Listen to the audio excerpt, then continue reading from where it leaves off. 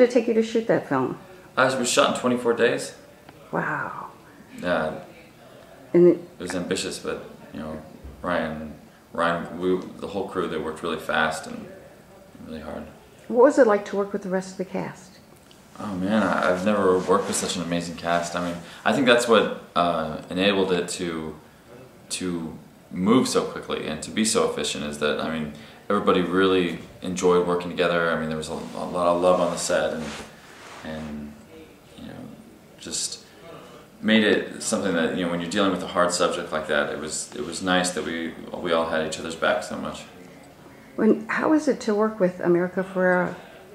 She was great. I mean, she's such a good actress. Her significant other, Ryan Pierce Williams. I mean, we couldn't have hoped for a better leader on this project. I mean, from the very beginning of the whole thing, when I first met him, I mean, he pushed so hard for authenticity, and he really left no stone unturned. I mean, he got the endorsement of the Army, who had said that it was the least amount of notes they've ever given to a script, and he was, you know, relentless essentially when it came to that, to the authenticity and trying to make it as honest as possible. He had soldiers read it and give him notes. I mean, we interviewed so many soldiers dealing with post-traumatic stress, that had post-traumatic stress, that hadn't had post-traumatic stress, that were going to go, that had come back from many tours. I mean, he was wonderful and had such a great vision. I mean, and that's what you hope for in a director, as an actor. Now, he said that you were the first person cast for this film. That's true. How did you come about getting cast for it? That's actually a funny story. Ryan and American and I are kind of a part of a group of friends. We all live in New York City. And, you know, Ugly Buddy had moved to New York, but even way before that, America had been a part of this play called Dog Sees God. It was directed by Trip Coleman, and Trip Coleman is this wonderful theater director in New York City. And I had just done a play with him, and it's just this collective group of people that have all kind of worked with Trip, and that he has brought together, that play this poker game once a week. And so I was there, I was doing a shoot, and I actually ended up coming late because of it, and all these other people were there, and the only empty seat at the whole table at this poker game was right next to America and Ryan. And I, you know, I didn't know what to, I didn't know what to say. I was like, oh God, you know, what am I going to say to America? You know, we've never met before. And then all of a sudden, they just started talking to me. I guess I'd been recommended to them from Jeannie McCarthy, who cast the film, who I'd gotten close on a couple projects she'd been working on. And Jeannie is just, she's amazing. I can't say enough wonderful things about Jeannie. And so she had recommended me to Ryan a while back, but we had never actually met. And it was just like, yeah, it was like fate. We just walk into that room. Did you have to audition? I didn't. No, it was just it was an offer.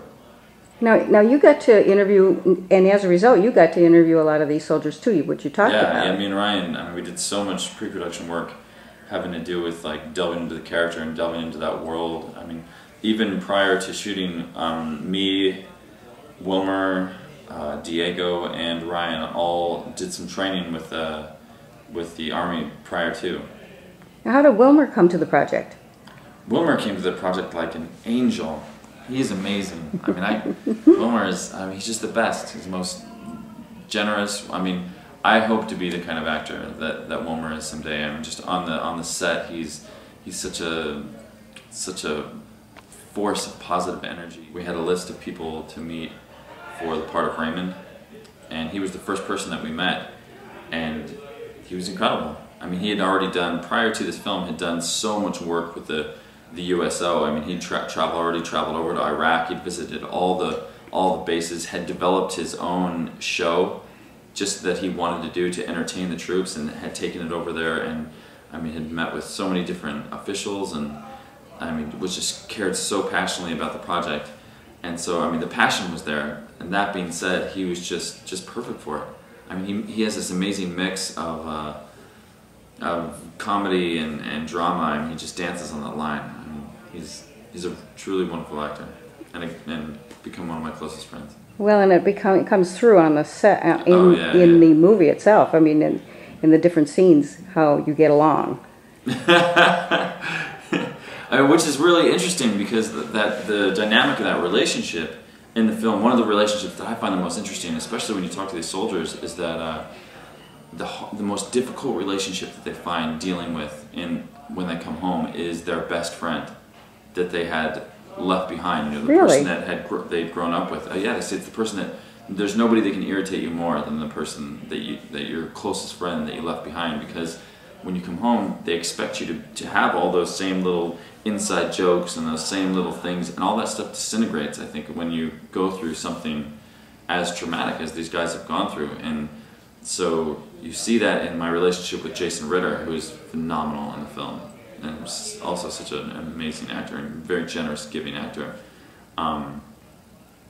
In my relationship with him when I come home, and like the tension that's between us, and he's trying to be, you know, have the same relationship that we left behind, and then you know, partway through the film, I go and meet up with Wilmer, who's my best friend, you know, from war, and it's just palpable, the difference.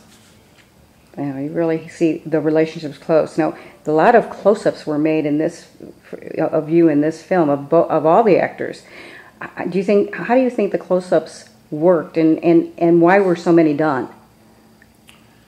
Well, I think the use of close-ups in particular were because Ryan really wanted you to kind of be in the head of this soldier. I mean, that's the thing that's kind of unique, I think, about the Dryland, is that it's just one guy that you're following. You know, I mean, there's no shots from Iraq. There's nothing like that. You start when he gets off the plane coming home, and you just stay with him the whole time. And I think a big part of it was just him wanting to get an honest portrayal of that one man's psychology, I guess. So it is in close, and it is in close on the eyes and the subtle things. You know, he doesn't use any flashbacks, nothing like that. You know, right. And you know, a lot of people had said to Ryan, like, you know, you should incorporate flashbacks, because that's one of the things that happens to soldiers all the time, is, you know, they're constantly having flashbacks. One little thing they can smell.